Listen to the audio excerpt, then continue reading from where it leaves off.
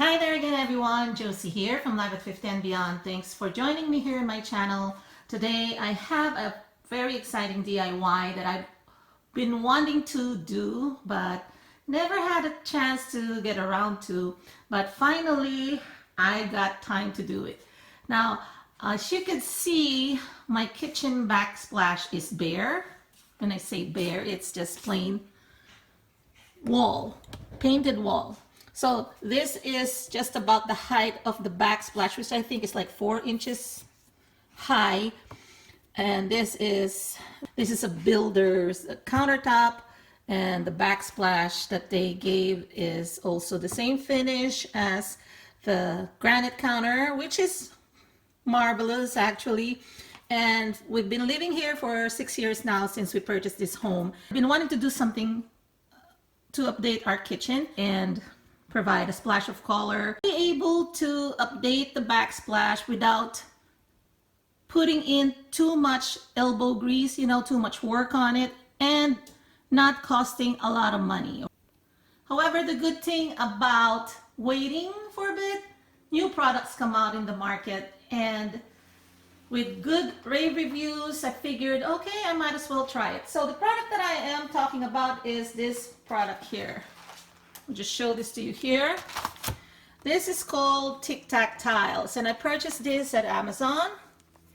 I have a Prime membership, and when I saw this self-adhesive 3D wall tiles, I figured, oh, what better way to experiment on a backsplash, update our walls, and it came in a color that I like. So this came also in the traditional white subway tile color design, and they also have multiple styles and colors there. Not only for subway, they have the mosaic style, they have the small squares, or they have those glass, kind of like random shapes and sizes and colors.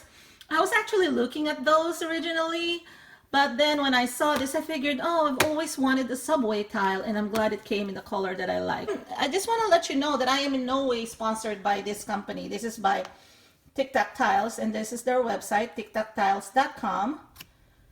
And it's made in Korea. Now, I am not sponsored. I wish I were. I purchased this already based on my research and using my own money, so that's my disclaimer there. So I'm not sponsored by this product, nor am I sponsored by Amazon. So I'm just reviewing this for you, giving you, showing you what I'm going to use, and then I'll probably provide you further review down the road after I install it. Well, from the installation, how easy it is, and then after it's installed, and then maybe I'll do another recap maybe after a month it's been installed. Is it still up? Okay, so I'm gonna be starting this. I'm gonna be filming the process. I'm probably gonna do a little bit of filming when I prepare the walls so that you can see how I'm progressing, and I'll be back once it's all done. First, I'm cleaning the walls to remove the dirt, grime, dust, and grease. I'm using cleaning wipes.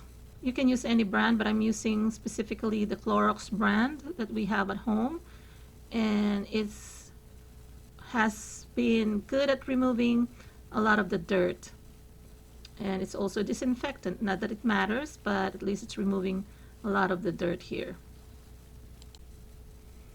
And next, since our wall isn't smooth, it has some texture, so I'm going to be using sandpaper to kind of smoothen the wall.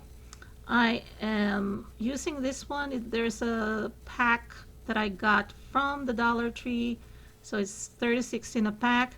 So I'm just going to be using the fine grit sandpaper to kind of remove some of the texture there. So I'm going to be rubbing it against the wall to remove the texture, so that the adhesive that is on the backing of the tiles will adhere better onto the wall. And then afterwards, I am going to be wiping off the dust particles that the sanding left. Here are the tools that I'll need: a square ruler, pencil, or even a pen or marker, box knife or craft knife, Pair of scissors, has to be sharp. And since I have a rotary cutter, I'm going to be using my rotary cutter to cut the straight lines. You don't need to have one. A pair of scissors or the box cutter will do just fine. Using a flathead screwdriver, I'll be removing the power socket plate or protective plate so that when I install the sticker tiles, I will be able to cut seamlessly underneath it, and then I will replace or put back the plate cover so that it will have a seamless look. So now with the first cut that I'm going to make, I am going to be putting this tile sticker sheet onto this corner. So what I'm going to do is just cut straight here, and then so that I will have a straight edge like so. And then I will be peeling the backing of this sticker sheet or the Tic Tac tiles, and I will be placing my first sheet, and from then on I will be attaching the next sheets as well.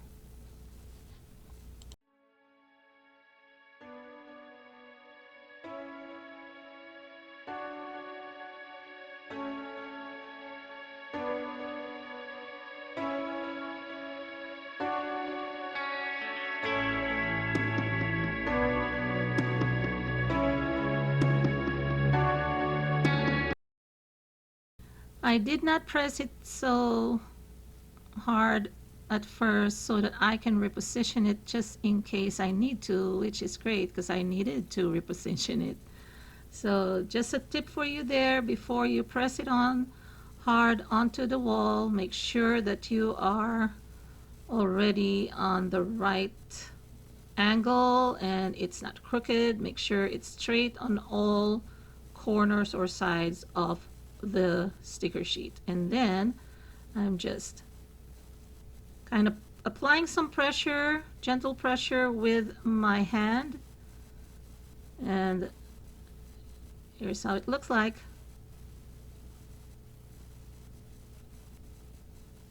So as you can see, I just applied it on top of the caulking of the existing granite backsplash.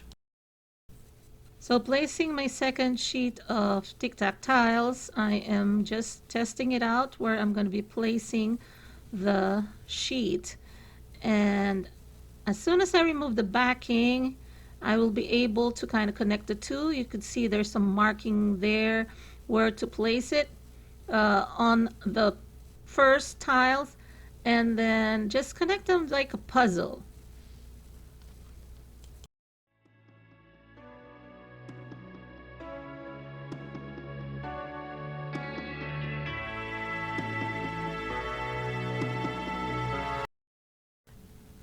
If you notice, I rub all of the areas with my palm or fingers just to make sure there are no air bubbles underneath, especially since I have a rough or textured surface.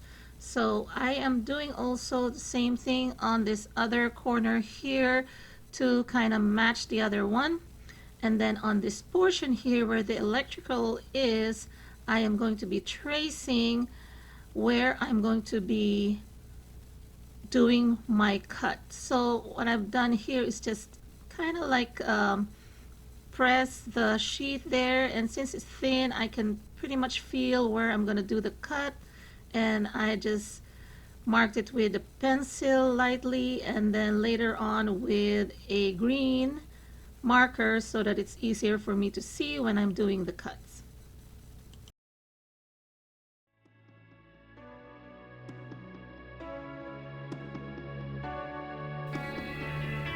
So with my box cutter or X-Acto knife, I am just cutting along the lines. It's kind of tough because even though the sheet is not that thick, it's still durable and it required me to use also scissors to cut along the lines. And I just go back and forth just to make sure I have enough space before I stick it onto the wall, like so.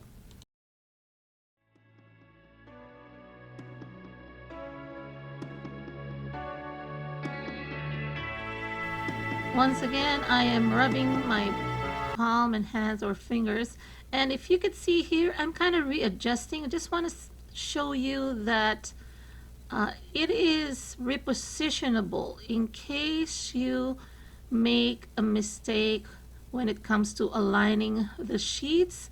So I'm purposely showing you my mistake here so that you know that it's not the end of the world if you do not line it up. You can always reposition it, but make sure that you don't press it too hard, because the harder it is stuck on the wall, because it's really sticky, it's going to be harder to reposition it.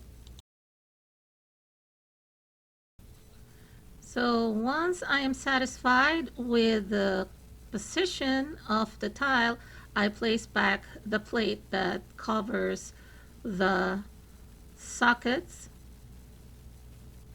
and press some more just to make sure there are no air bubbles. So this portion here, I'm showing you that this is probably, aside from the electrical sockets, one of the toughest portion of this project is this small angle here. And I'm just showing you that I cut a small portion of the tile, and then just like a puzzle, I connected it again. It was kind of hard to cut that, but it worked. I just used a ruler to measure the distance, and it worked fine. So I am adding some more. So with this one, I kind of used probably a couple of sheets just to make sure I've aligned them well. And this is the portion where it's under the window sill, just in front or behind our kitchen sink. This is our kitchen sink right now.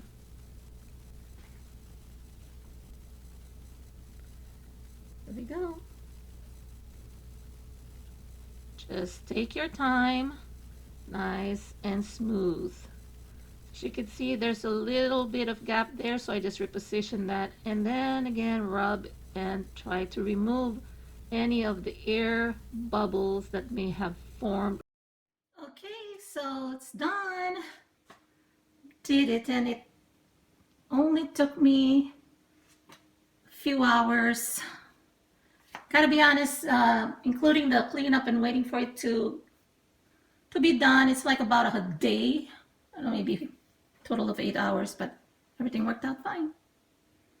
So if you want information on the Tic Tac Tiles, click on the link down below so you'll know more. But this one is apartment friendly, and if you're just in need of an update for your apartment, this one will do well. What you can do also is, I think if you let it up for a while, then it's really sticky, and you may probably have to touch up some of the paint, but it's all worth it, to be honest, if you're in an apartment. And we're not in an apartment, and I don't want to spend so much money and in installing tiles. We're not really good at doing things like this if this is real tiles. I mean, even with this big peel and stick sticker type, it was really hard, because especially if the walls aren't even, you know, often you see that on builder homes, and you know, the cookie cutter homes, they're not really that exact or even. So I had some challenges in some areas. So yeah, I really like it a lot. The challenging part really was the back of the stove. There was so much kind of gunk or oil that splattered, so I had to clean that up. So the cleanup there was kind of hard. Now, as far as the installation is concerned, it was a little harder when it comes to kind of measuring the portion where, you know, you're going to be, the portion where the sockets are. And I showed that to you in the video as well. But the one that I showed you in the footage was kind of like my first try. But once I have passed the third and fourth tries, I was just rolling. I knew how to do it exactly. Use some ruler and stuff, and then my box cutter or my craft knife. So yeah, if it lasts, I'm gonna give you an update. If it lasts long without issues, I'm gonna let you know again, because I have a textured wall. Now what I've done here, see here, this is the only time that you're gonna figure out that it's really not a real tile because it's so flat. And yeah, I just extended it up here because the backsplash is here, and did the same thing here. So yeah, and I am so happy. Hope you like this video. If you did, give it a thumbs up, share it, and also leave some comments down below. What do you think about this peel and stick type tiles? Have you done anything similar? I know they have things about peel and stick floors, and they're more like laminate and more durable, but this one for sure is more plastic, and it still remains to be seen once we start cooking how it's gonna fare, especially the ones behind the stove. So hopefully that doesn't peel off, and I figured if it does, I'm just probably gonna put some either Gorilla Glue or super glue, thin, because super glue is very thin and very sticky. Yeah, so that's probably what I'm going to be doing, if in case some of them do decide to peel off. But hopefully, I'm keeping my fingers crossed this way. So hopefully, keeping my fingers crossed there, everything lasts, and as long as, everything will last and hold up until the next project. Thanks a lot, everybody. Bye-bye.